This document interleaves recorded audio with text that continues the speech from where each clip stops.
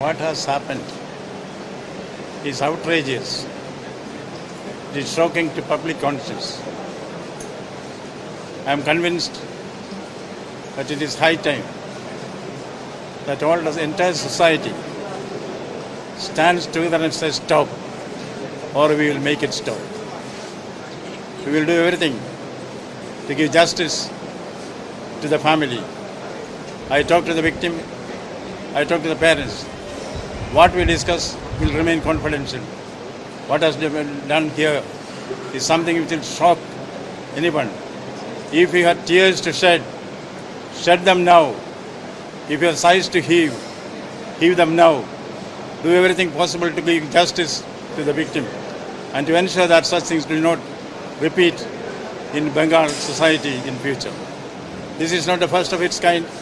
In the recent past we had similar experiences, very bad experiences. This does not augur well for the Bengal society. Bengal society is one which led to the renaissance of this nation.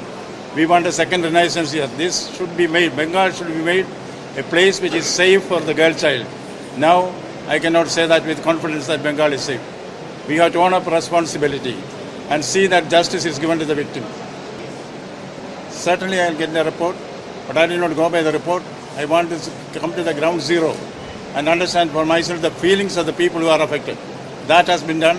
I talked to the parents, I talked to the victim, I talked to the doctors. Now I have made an idea of what exactly happened and how it should be tackled. We will certainly take all steps to see that justice is done and this is not repeated in the future. রাজ্যপাল CV আনন্দ বোস তিনি কিন্তু আসেন এবং আসার পরবর্তীকালে আমরা দেখলাম যে উড়িষ্যার এই যে উড়িষ্যার নির্যাতিতা যে হাসপাতালে ভর্তি রয়েছে, যে হাসপাতালে MBBS এর ছাত্রী, এই আইকিউ সিটি মেডিকেল কলেজ হাসপাতাল, সেই হাসপাতালে আসেন রাজ্যপাল সিভি আনন্দ বোস এবং আসার পরবর্তীকালে যেমনটা আমরা সূত্র মারফত জানতে পারি সেটি হচ্ছে হাসপাতাল কর্তৃপক্ষ এর পাশাপাশি নির্যাতিতার বাবা মার সঙ্গে কথা বলেন যেমন রাজ্যপাল সিভি আনন্দ বোস, অন্যদিকে নির্যাতিতার শারীরিক অবস্থা কী রয়েছে সেই সম্পর্কেও কিন্তু বিস্তারিত তথ্য চান এবং আর কিছুক্ষণ পরে রাজ্যপাল তিনি কিন্তু আবারও সংবাদ মাধ্যমে মুখোমুখি হবেন এবং আজকে মূলত যে তিনি হাসপাতালে এলেন, কথা বললেন এবং তার পরবর্তীকালে ওনার বক্তব্য আর কিছুক্ষণ পরে তিনি কিন্তু সংবাদ মাধ্যমকে জানাবেন। পাশাপাশি এখন যে ছবি দেখাবো এখন হচ্ছে যে আইকিউ সিটি মেডিকেল কলেজ হাসপাতাল, সেখানে উড়িষ্যার থেকে উড়িষ্যার মহিলা কমিশন তাদের সদস্যরা তারা এসে পৌঁছেছেন। আজকে দেখলাম যখন রাজ্যপাল হাসপাতালের মধ্যে রয়েছেন তখন কিন্তু উড়িষ্যা মহিলা কমিশন তারা আসেন এবং আসার পরে আজকে সকাল থেকে এইরকম ছবি দেখা যাচ্ছে হাসপাতাল জুড়ে এরকম গার্ডওয়াল ব্যারিকেড করা রয়েছে। রাজ্যপাল যখন ভেতরে তখন উড়িষ্যা মহিলা কমিশনকে বাইরে কিছুক্ষণ আটকে থাকতে হয়, তার পরবর্তীকালে তারা ভেতরে প্রবেশ করেছেন। দায়টা কার? পুলিশ প্রশাসনের ব্যর্থতা? পুলিশ প্রশাসনের ব্যর্থতা নাকি দায়টা হচ্ছে নির্যাতিতার, যিনি এই প্রশাসনের নাকি তার বাবার যিনি ভরসা করেছিলেন এই রাজ্য সরকারের ওপর, এই রাজ্য প্রশাসনের ওপর এবং তার মেয়েকে এই বাংলায় পাঠিয়েছিলেন পড়াশোনা করতে? সৌগত রায় তিনি বলছেন যে কোনো প্রতিষ্ঠান থেকে মহিলারা কখন বেরোবেন তা নিয়ে বিধিনিষেধ থাকা উচিত। ওই একই কথা যে কেন রাত্রি 12টার পর মহিলারা বেরোবেন, তার কারণ প্রত্যেকটা ইঞ্চিতে তো পুলিশের নিরাপত্তা দেওয়া সম্ভব নয়। কি বলছেন তৃণমূলের বর্ষিয়ান সাংসদ, দেখুন একবার।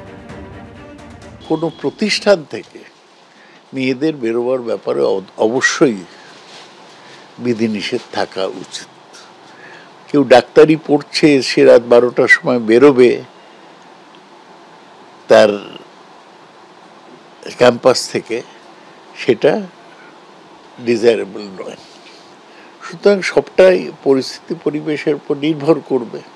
আমাদের দেশে এখনো মেয়েরা সব জায়গায় খোলাখুলি গভীর রাতে বেরোতে পারবে, এটা পরিবেশ হয়নি। আপনার কি মনে হয় আমাদের রাজ্যে 12টার পর মেয়েদের কি বেরোনো উচিত না?